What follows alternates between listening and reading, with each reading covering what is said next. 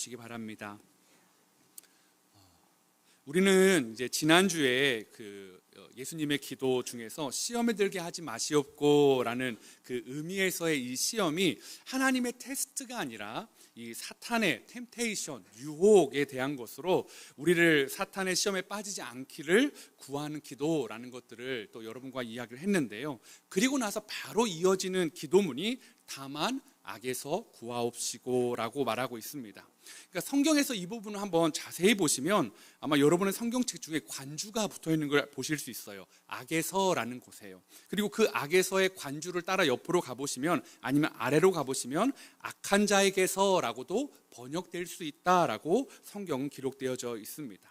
그러니까요, 이 기도는 다만 악에서 구하시옵소서라는 것과 또 다른 의미로 다만 악한 자에게서 구하시옵소서라는 그 의미로 병행해서 사용할 수 있다라는 거죠. 그렇다면 예수님이 말씀하신 악한 자는 누구일까요? 아마 우리가 지난주에 말씀을 나눴던 이 사탄의 시험에 들게 하지 말아달라고 했던 그 기도와 연결해 보면 악한 자 역시도 사탄을 의미한다라는 것들을 우리는 어렵지 않게 유추해 볼 수 있을 것 같습니다.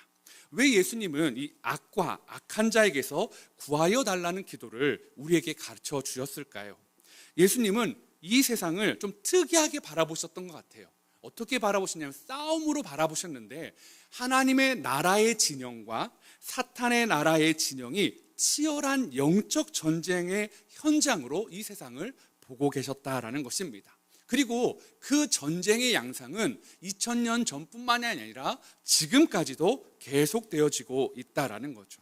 물론 이 전쟁의 승패는 이미 결정이 났습니다. 예수님이 십자가에서 죽으시고 부활하심으로 전쟁은 하나님의 나라의 승리로 끝났어요. 그러나 사단은 아직 전쟁은 끝났지만 최종 승리가 선포되어지는 예수님의 재림 때까지 우리를 더욱 치열하게 공격하고 있다라는 것입니다.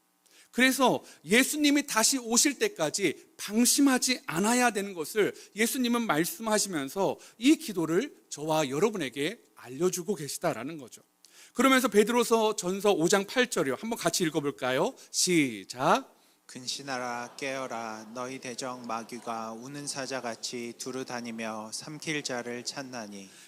사탄은 여전히 우는 사자처럼, 아니 더욱더 더 강렬하게 우는 사자가 되어서 호시탐탐 우리를 노리고 있다라는 것입니다. 저는 이 부분에서 우리가 좀 심각하게 생각해 보아야 할 문제가 있다라는 것을 또 기억하게 되었습니다. 왜냐하면요, 그것은 우리가 사탄의 세력에 대해서 심각한 경계성을 가지고 있지 않다라는 거예요. 한번 생각해 보세요. 여러분, 마치 외국인들이요, 우리나라에 전쟁이 일어날 것 같은 그런 양상들 소식을 들을 때마다, 북한에 도발이 있을 때마다 너희 나라 전쟁 일어나는 거 아니야? 나 다시 고국으로 돌아갈 거야? 막 난리를 쳐요.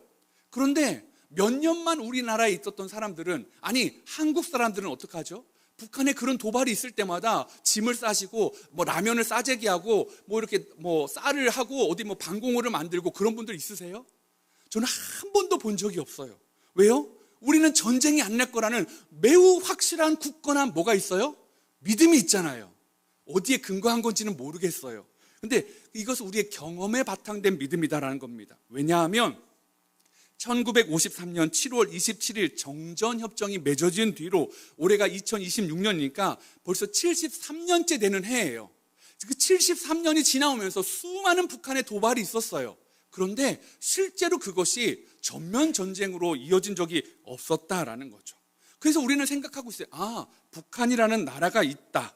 그건 알고 있어요. 그러나 우리가 지금 전쟁 중이다라는 거, 휴전 중이라는 거, 종전이 아니라 전쟁을 잠깐 멈춰 있다라는 것을 깊이 인식하는 분들은 별로 없다라는 거죠.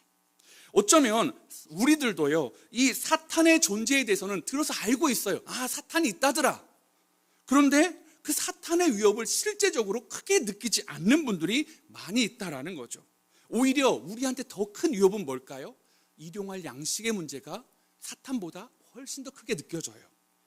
우리에게 더 큰 문제는 건강의 문제들이에요. 우리에게 더 큰 문제는 또 뭡니까? 관계의 문제들 아니냐고요. 제가 지난 금요일 이 신의 악단이라는 영화를 보면서 참 많은 생각을 해보았습니다. 영화를 혹시 보신 분 계십니까? 그럼 스포를 해도 되나요?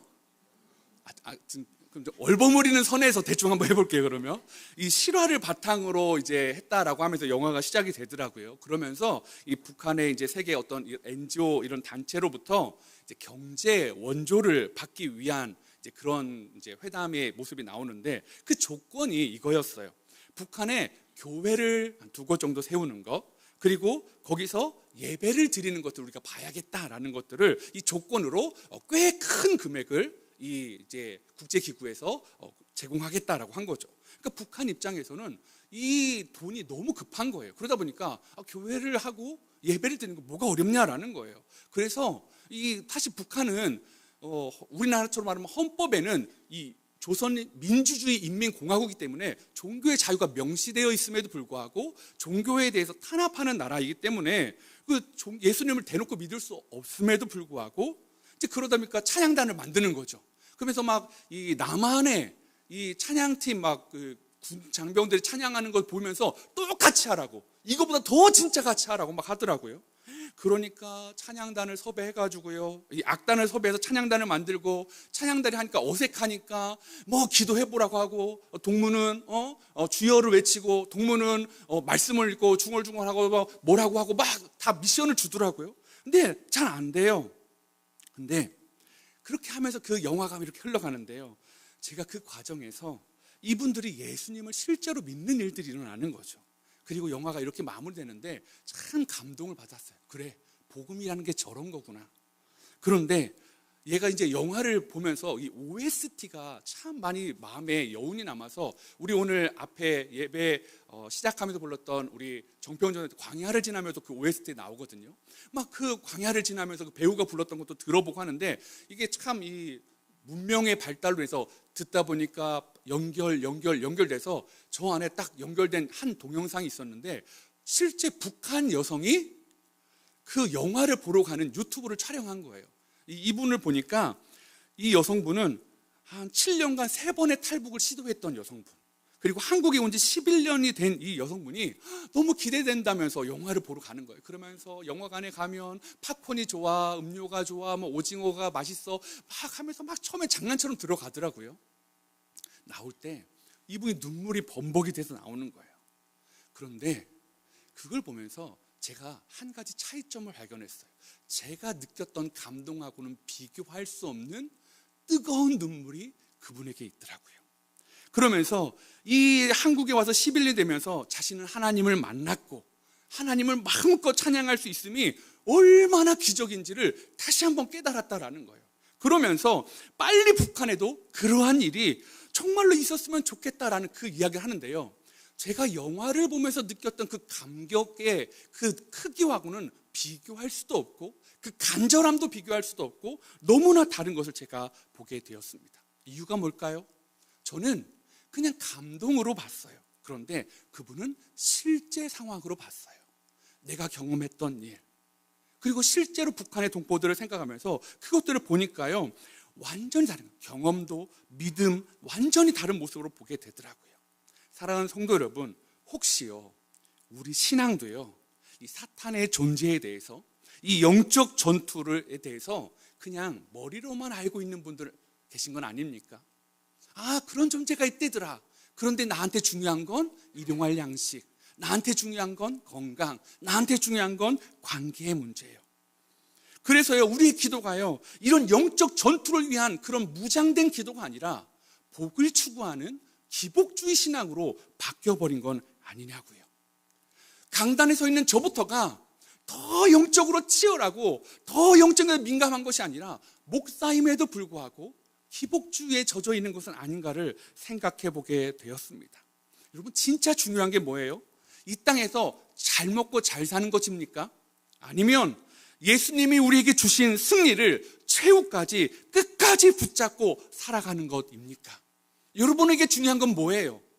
여러분에게 진짜 중요한 게 잘 먹고 잘 사는 것입니까? 아니면 좀 못 먹고 좀 못 살고 힘들어도 주님이 내게 주신 그 복음을 붙잡고 최후 승리 얻기까지 내가 끝까지 싸우겠다는 그 고백이 여러분한테 있으시냐고요.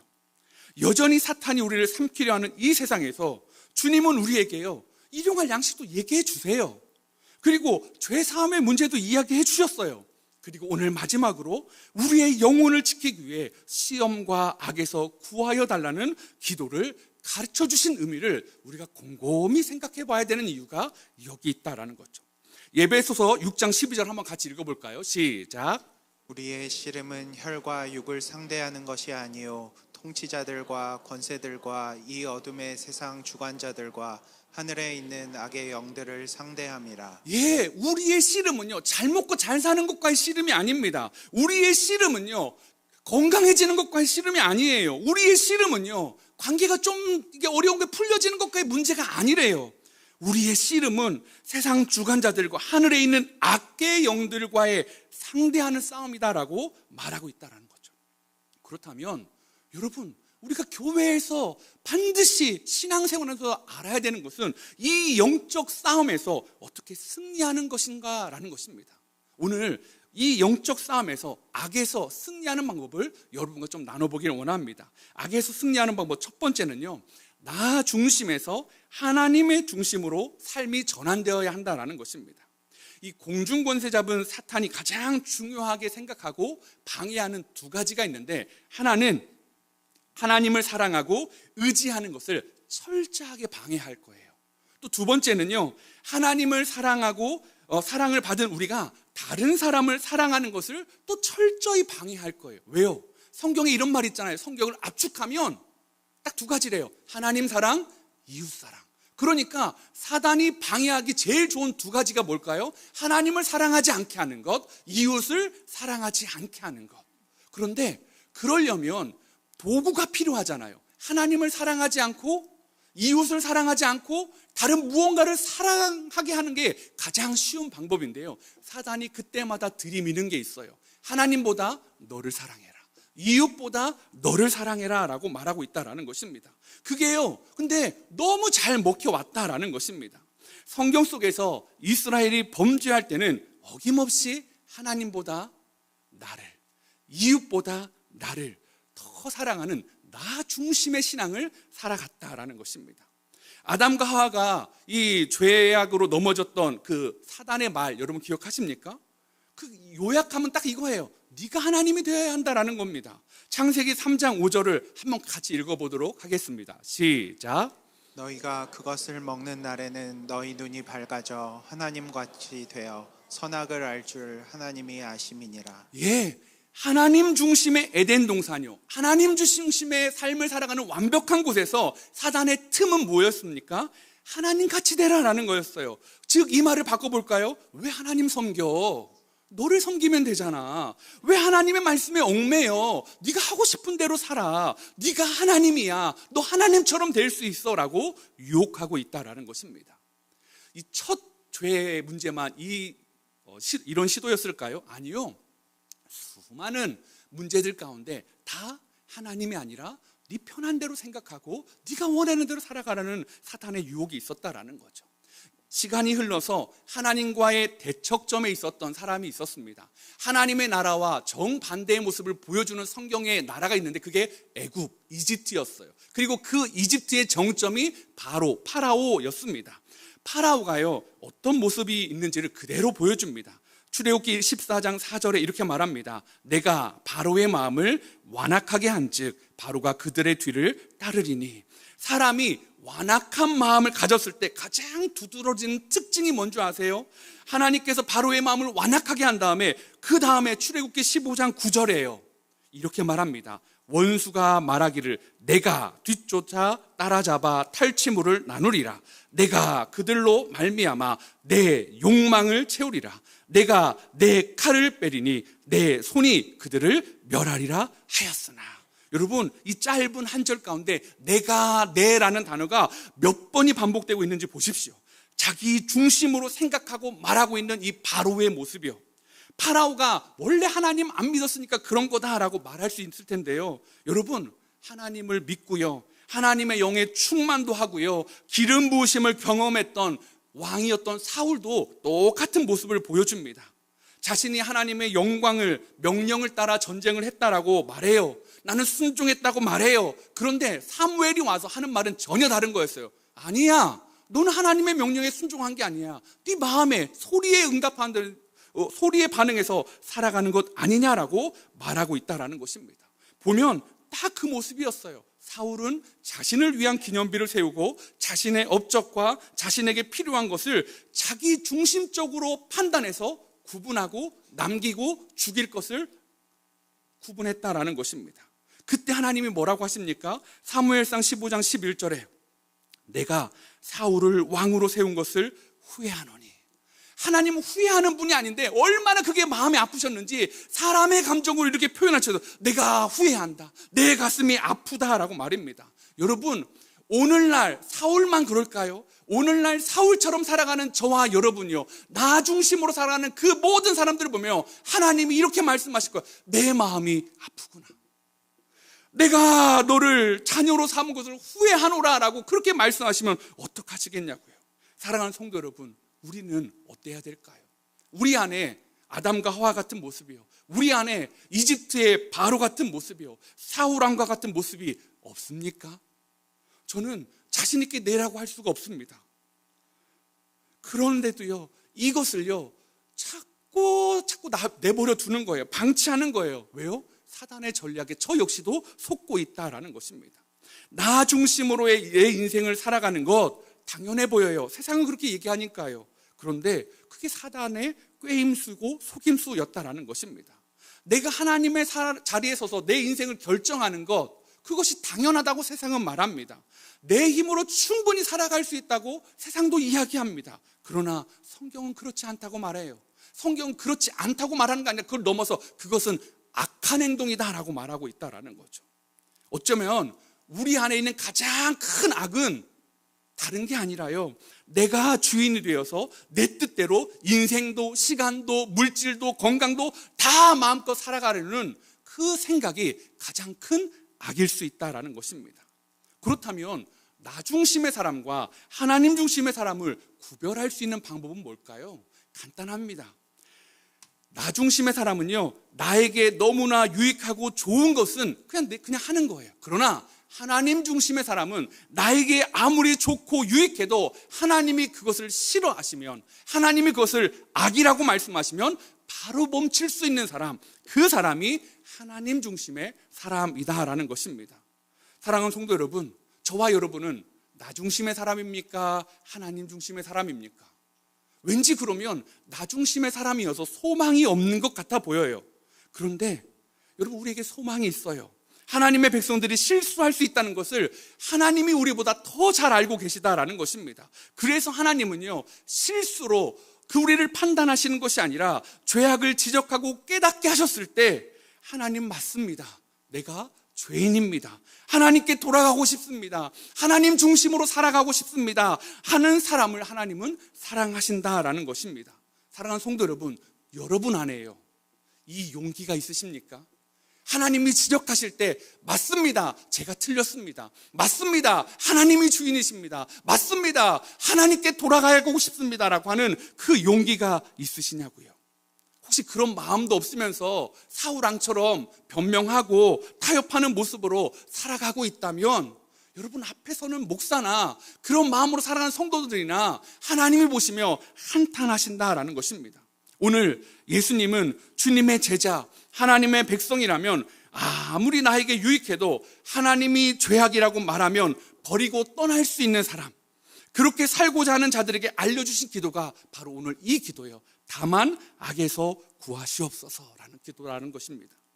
다윗이 하나님의 말씀이 선포되었을 때 그는 나단 선지자를 통해서 하나님의 죄를 지적했을 때 눈물로 침상을 적시는 기도를 올려드렸다는 거죠. 그는 하나님께 돌아갈 용기를 냈습니다. 하나님에 대한 사랑이 있어야 했다라는 거죠. 그래서 우리는 날마다 하나님 중심으로 살며 하나님이 주신 것을 인정하며 내 힘이 아닌 하나님의 능력으로 살아가는 것을 고백해야 한다라는 것입니다. 여러분, 그럴 때 우리가 승리할 수 있을 줄 믿습니다. 저와 여러분이요, 나 중심이 아니라 하나님 중심으로, 실패해도 다시 하나님 중심으로 돌아가는 은혜가 있기를 소망해 봅니다. 악에서 승리하는 방법 두 번째는요, 예수님 안에 거하라라는 것입니다. 나 중심이 아닌 하나님 중심으로 살아가려고는 하지만 우리는요 너무나 자연스럽게 나 중심으로 생각하고 판단하고 행동하게 돼요. 왜냐하면 우리가 연약하기 때문이다라는 거죠. 로마서 7장 15절 한번 같이 읽어볼까요? 시작. 내가 행하는 것을 내가 알지 못하노니 곧 내가 원하는 것은 행하지 아니하고 도리어 미워하는 것을 행함이라. 바울이 뭐라고 하냐면 내가 행하는 것을 내가 알지도 못할 뿐더러 내가 원하는 것을 행하지 못한다요. 그리고 도리어 미워하는 것을 행한다라고 말하고 있다라는 것입니다. 왜 그럴까요? 죄로 말미암아서요. 우리의 죄악으로 말미암아 우리는 내가 원하는 것, 하나님이 진짜 원하시는 것이 아니라 사단의 속임수에 넘어가서 그런 일들을 하고 있다라고 말하고 있다라는 것입니다. 그러면 원하는 대로 살지 못하는 우리가 악에서 승리할 수 있는 방법은 내 힘을 의지하는 게 아니에요. 다른 죄를 이길 수 있는 힘을 붙잡는 거예요. 죄를 이길 수 있는 능력을 가진 분을 붙잡는 거예요. 성경은 그러한 분을 누구라고 말씀하시냐면 로마서 8장 1절과 2절에 이렇게 말합니다. 그러므로 이제 그리스도 예수 안에 있는 자에게는 결코 정죄함이 없나니 이는 그리스도 예수 안에 있는 생명의 성령의 법이 죄와 사망의 법에서 너를 해방하였다라고 말씀하고 있다라는 것입니다. 여러분, 그 힘을 가진 분, 그 능력을 가진 분을 성경은 뭐라고요? 그리스도 예수 안에 있는 자, 그리스도 예수 안에 있는 이라고 하면서 예수 안에 거하여야 한다라고 말하고 있다라는 것입니다. 여러분, 이게 영적 싸움에 우리가 소망이 있는 이유예요. 내 힘으로 싸우는 게 아니라 예수님 안에 거하기만 하면 되는 거예요. 우리는 여전히 죄의 유혹에 넘어가기 쉽지만 예수님 안에만 있다면 정죄함이 없는 인생, 죄와 사망의 법에서 해방된 인생을 살 수 있다라고 성경이 말하고 있다라는 것입니다. 그렇다면 예수님 안에 거하는 것은 어떤 모습일까? 여러 모습이 있겠지만 그 출발점, 첫 단계는 요한복음 16장 9절입니다. 죄에 대하여라 함은 그들이 나를 믿지 아니하며요. 뭡니까? 예수님을 믿는 거예요. 그게 예수님 안에 거하는 거의 출발이다라는 것입니다. 예수님이 하신 일이 뭐예요? 우리의 모든 죄를 짊어지시고 십자가에 죽으시고 3일 만에 부활하심으로 인해서 우리의 모든 죄를 깨끗하게 하셨다라는 것입니다. 우리를 구원하여 주시고 하나님과의 관계를 회복해 주셨다는 이 복음을 믿는 게 그것이 바로 죄 없는 삶의 시작이다라는 것입니다. 이 진리를 믿는 사람은 영적 전투에서 이미 승리한 겁니다. 왜요? 우리가 무언가를 더 해야 구원이 완성되는 게 아니잖아요. 내가 이만큼 했으니까 네가 나머지 이만큼 하면 구원해 줄 게가 아니라 내가 이미 다 이루었으니까 너는 믿기만 해라 라고 말하는 것입니다. 얼마 전에 저희 성도님의 아버님이 이제 암이 걸리셔서 이 자녀분의 요청으로 이제 기도를 해드리러 간 적이 있었어요. 근데 이 아버님이 굉장히 이제 좀 강직하시고 자기의 생각도 뚜렷하시고 이 종교에 대해서 되게 부정적인 생각을 가진 분이셨어요. 그럼에도 불구하고 이제 암이시니까 자녀 입장에서는 나날이 쇠약해지는 아버님을 보면서 좀 예수님을 믿게 해드리면 좋겠다라는 마음에 이제 저를 초청해 주셨죠. 기도를 하고 이분을 갔어요. 가서 그분의 무릎 다리 밑에 앉아가지고 막 여러 가지 이야기 막 하면서 손녀들, 딸들 이런저런 막 이야기를 하면서 분위기 좋게 풀어갔어요. 그리고 나서 그래서 어떻게 이렇게 좀 예수님 믿으시겠어요? 분위기 너무 좋았거든요. 그랬더니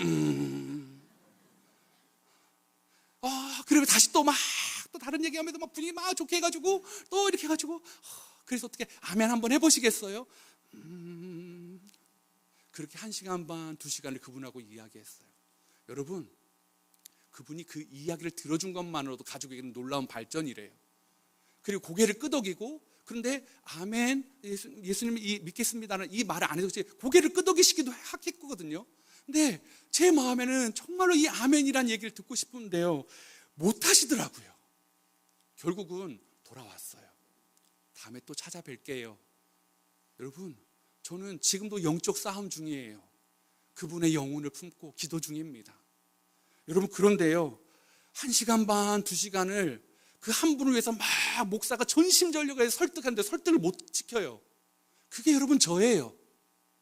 근데 여러분들은요, 제가 예수님 믿으십니까 하면 제가 여러분을 한 2시간을 설득했습니까? 아멘 안 하면 안 보내주겠습니다. 문장거예요, 원목사님 이러길 해요. 왜 여러분 아멘 하시잖아요. 왜요? 믿어지니까요. 여러분, 이게 뭘까요? 이게 은혜라는 거예요. 여러분, 예수님이 믿어지고 믿고 싶은 거, 그게 복음 아니냐고요. 여러분이 예수님 안에 거하고 있다라는 것입니다. 오늘 예수님 안에 거하는 자를 위해서 예수님은요, 오늘 저와 여러분 위해 여전히 기도하고 계세요. 저는 그 아버님을 위해서 여전히 기도하고 있어요. 생각해 보면요, 이 예수님의 기도가 얼마나 위대한지를 우리는 알 수 있습니다. 베드로가 예수님을 부인하는 3번을 부인한 사건이 있었지 않습니까? 그리고 나서 베드로가 회복이 돼요. 왜 회복이 되었죠? 예수님을 모른다고 3번이나 부인하고 저주까지 했는데 베드로가 회복된 비결이 뭐예요? 베드로가 나중에 깨어서 기도했나요? 말씀을 묵상했나요? 무엇이었습니까? 베드로에서 입장에서 보면 성경에 그런 얘기가 별로 나오지 않아요. 그런데 사복음서 중에 유일하게 누가복음에 그 이유가 될 수 있는 힌트를 주셨어요.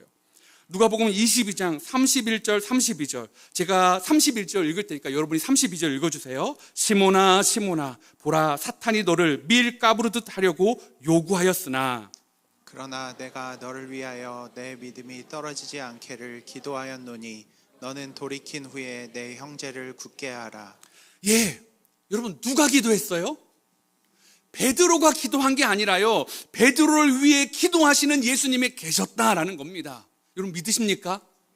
이게 베드로가 다시 회복될 수 있는 영적 싸움에서 승리할 수 있는 비결이에요. 그러면 이걸 우리한테 적용해 보자고요. 저와 여러분이 기도를 많이 쌓아서 우리가 승리하는 겁니까? 아니요.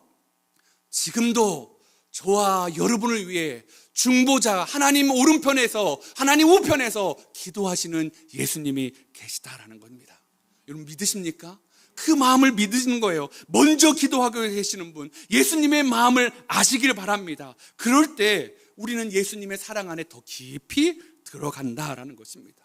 세상이 아무리 흔들어도요, 그 사랑 안에 내가 연약하고 넘어지고 실수하고 죄짓지만 나를 위해 기도하고 계시는 주님, 나를 붙잡고 계시고 나를 용서하시고 사랑하고 계시는 그 주님 앞에 깊이 들어갈수록 우리는 흔들리지 않고 넘어져도 다시 일어날 수 있을 줄 믿습니다. 우리를 붙잡고 이 세상을 걸어가시는 주님을 기억하십시오. 우리를 위해 기도하시는 주님의 손을 늘 기억하십시오. 그 사랑이 저와 여러분을 악에서 승리하게 하실 줄 믿습니다. 악에서 승리하는 방법 마지막 3번째는요, 전신갑주를 입고 끝까지 싸우라라는 것입니다. 혹시 예수님 안에 거하면서 악에서 구해달라라는 이 기도요, 좀 막 신앙에 열정 있는 분들은 그게 뭐야, 왜 예수님 안으로 들어가면 뭐해, 막 더 이거 또 적극적으로 막 그 마음을 표현해야 되는 건 아니야? 라고 생각하실 수 있어요. 근데요, 이 왠지 악을 피해 도망치고 숨으려는 그 모습이 느껴져서 이 초라해 보이는 이 기도가요, 우리의 오해에서 시작되었다라고 이 김영구 목사님이 이야기하더라고요. 그러면서 이 부분을 이렇게 설명하세요. 이러한 생각들은 영적 전투의 의미를 제대로 알지 못해서 빚어지는 오해다라고 말해요. 그래서 영적 전투가 무엇인가를 설명해 주면 두 성경 말씀을 제시하는데, 그 첫 번째가 베드로전서 5장 9절이에요. 믿음에 굳게 서서 악마를 맞서 싸우십시오. 여러분도 아는 대로 세상에 있는 여러분의 형제 자매들도 다 같은 고난을 겪고 있습니다. 그리고 야고보서 4장 7절입니다. 이건 여러분이 한번 읽어주실까요? 시작. 그러므로 하나님께 복종하고 악마를 물리치십시오. 그리하면 악마는 달아날 것입니다. 예, 베드로와 야고보가 말하는 것, 악마를 맞서 싸우십시오, 악마를 물리치십시오라는 이 맞서 싸우다, 물리치다라는 헬라어가요, 같은 단어를 쓰고 있어요. 영어로는 저항하다라는 resist라는 단어를 쓰고 있는데요, 그러면서 이 김영구 목사님이 이 레지스탕스 이야기를 하더라고요. 이 저항이라는 단어가 프랑스어로 레지스탕스래요. 2차 대전에 이 프랑스의 이 국토를 침범한 이 독일군들과 끝까지 싸웠던 이 사람들을 레지스탕스요. 그 이후에 그런 저항 세력을 우리는 대명사로 레지스탕스라고 부르고 있다라는 거죠. 여러분, 저와 여러분이요, 그냥 예수님 안으로 숨으면 돼, 예수님 앞에 깊이 들어가면 끝나가 아니라 성경은 뭐라고 말합니까? 너희는 레지스탕스가 되라고 말하고 있다라는 거예요. 너희는 끝까지 삶의 자리에서 싸워야 된다라고 말하고, 너희는 악을 용납해서는 안 된다라고 말하고 있다라는 것입니다. 그러면 어떻게 싸울 수 있냐고요? 어떻게 레지스탕스가, 영적 레지스탕스가 될 수 있냐고요? 베드로전서 5장 9절 힌트는 이겁니다. 믿음에 굳게 서서. 야고보서 4장 7절은요, 하나님께 복종하고. 여러분, 성경이 말하는 영적 전투의 본질은요, 믿음에 굳게 서는 거예요. 하나님께 복종해서 악에 저항하는 겁니다. 나의 힘이 아니라, 나의 능력이 아니라, 내가 무장하는 것이 아니라 하나님 안에 깊이 들어가서 영적 레지스탕스가 되어서 말씀에 굳게 서고 하나님께 그 말씀에 순종하고 복종함으로 인하여 악과 싸울 수 있다라는 것입니다. 여러분, 이 싸움은요, 우리와 사탄의 싸움이 아니잖아요. 성경이 말하는 이 싸움은 우리의 주인이신 하나님과 사탄의 싸움이다라고 말하고 있고, 이 싸움의 승패는 이미 예수님이 부활하심으로 났다라고 말하고 있다라는 것입니다. 그러므로 주님이 오시는 그날까지 우리는 영적 레지스탕스가 되어서 끝까지 격렬하게 저항해야 한다라는 것입니다. 사랑하는 성도 여러분, 여러분의 삶에요, 여러분은 어떤 모습으로 살아가고 계십니까? 여러분은 영적 레지스탕스입니까? 아니면 영적 도피자들입니까? 오늘 주님께서요, 저와 여러분에게 끝까지 싸우라고, 피 흘리면서 싸우라고 말씀하십니다. 그래서 에베소서 6장 11절에 이렇게 말합니다. 마귀의 관계를 능히 대적하기 위하여 하나님의 전신갑주를 입으라. 숨기 위해 전신갑주를 입는 것이 아닙니다. 전신갑주는 장식품이 아니에요. 여러분, 전신갑주를 사모하는 여러분, 왜요? 싸우기 위해서요. 영적 레지스탕스가 되기 위해서 그런 결단하는 사람, 내가 끝까지 싸우겠습니다. 내가 가정 안에서 말씀으로 주님의 능력으로 붙잡고 승리하겠습니다. 내 일터에서, 내가 교회에서, 다락방에서, 내가 세상에서 그렇게 살아가겠습니다라고 결단하는 분들이 이 영적인 하나님의 전신갑주를 입는 사람들이다라는 것입니다. 사랑하는 성도 여러분, 제가 말씀드렸던 이 신의 악단이요, 거기에 나오는 사람들은요, 그들의 삶의 기도는요, 평안히 사는 게 아니었어요. 안전하게 사는 게 아니었어요. 좋은 넓은 집에 사는 게 아니었어요. 그랬다면 예수님을 안 믿어야 돼요. 북한이라는 체제 안에서 평안히 살려면, 안전해지려면, 몸 성이 살려면 예수님을 모른다고 하면 돼요. 그런데 그들은 예수님을 안다고 해요. 사실 그 한 악단을 초청해가지고 그들을 연습시키는데 알고 보니까 그 악단에 예수 믿는 사람들이 있었던 거예요.